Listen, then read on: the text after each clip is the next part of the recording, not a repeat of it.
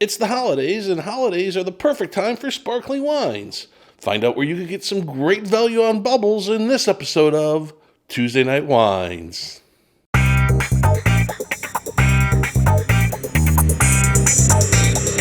Hi, welcome to Tuesday Night Wines. I'm John Lennart.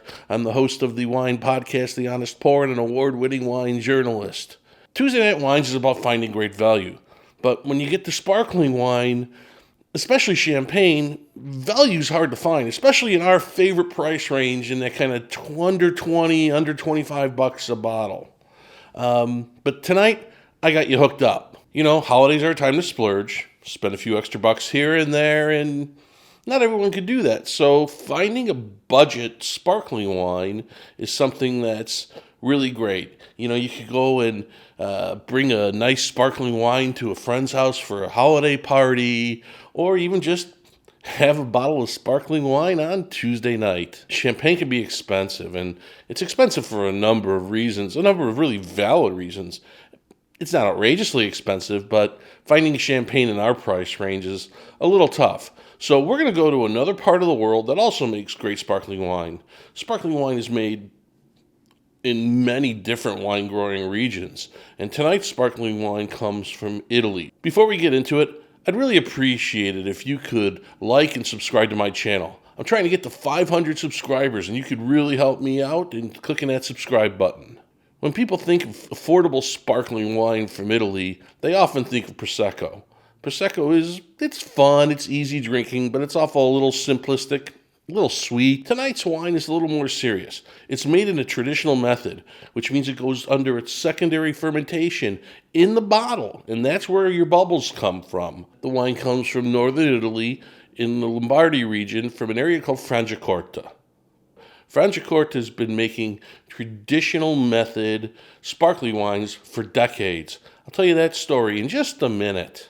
This wine is a blend of 90% Chardonnay and 10% Pinot Noir, using classic champagne varieties. Now, just like champagne, it undergoes its secondary fermentation in the bottle, after which it's aged in the bottle on the lees. The lees are the dead yeast cells left over after that second fermentation that lends a creaminess, gives a little body to the wine. This Franciacorta ages on the lees for 2 years, and then after it's disgorged, meaning those the bottle's opened up and those dead yeast cells are released, it's aged for an additional 2 months after that before release. So let's give it a taste. It's got a beautiful straw yellow color, a little bit of green around the edge, real fine bubbles, a little smell. You notice I'm not drinking this sparkling wine out of a coupe or a flute. I'm drinking out of what's could be described as a standard white wine glass. The reason I'm doing that is it allows me to taste the wine more critically when it comes to aerating the wines, giving it a little swirl, giving it a little sniff. That's hard to do in a coupe or a flute, so I'm using this glass instead. Like champagne, a nose of toasted brioche. It's real fresh. There's kind of apple aromas, a little bit of mixed citrus, maybe some pear in there. A little taste.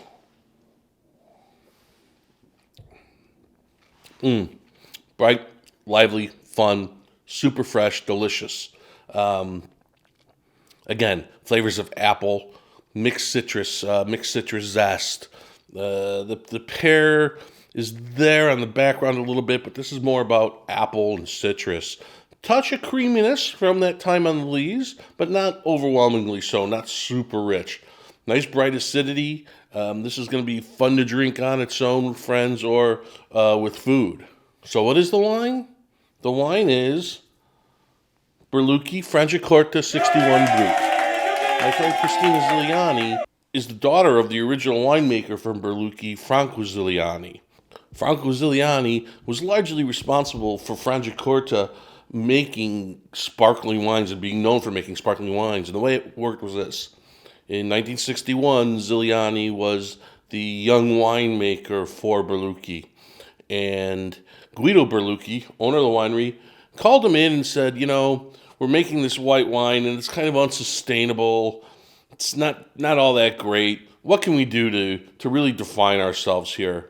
And Franco looked at him and said, what we should do is make sparkling wines in the French style. And thus Franciacorta was born, even though it had been making wine for centuries prior. And this wine is called 61. You see it right there on the label. In honor of 1961, the year Franco and Guido decided to change over to champagne-style production. Now, I played a little fast and loose with our rules on this one. While I wasn't under $20 a bottle, I was under 25. I paid $24 a bottle for this wine, and that was a sale price. The suggested retail price for it is about $30, and while it's a little higher than we normally pay, I did technically stay under my $25 a bottle rule, and I'll tell you what, the extra couple bucks are well worth it. You'll definitely taste it. Let me know what sparkling wine you're drinking this holiday season. Leave a comment below. Also, don't forget to subscribe and like. Well, that's it for this episode of Tuesday Night Wines. Enjoy your holiday season and cheers!